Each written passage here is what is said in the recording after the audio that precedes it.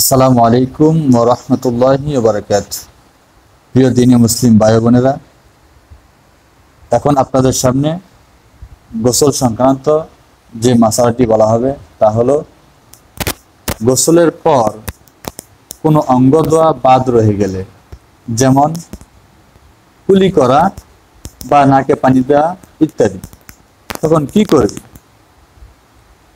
তার উত্তর হলো, গোসলের পর কোনো অঙ্গ ধোয়া হয়নি বা কোথাও শুকনো রয়ে গেছে এমন মনে হলে শুধু সেটা ধুয়ে নিলেই হবে, অর্থাৎ সে অঙ্গটা শুধু ধুয়ে নিলেই চলবে।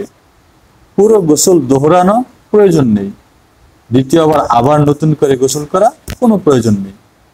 আর এই ফতোয়াটি রদ্দুল মুখতারের ভিতরে রয়েছে।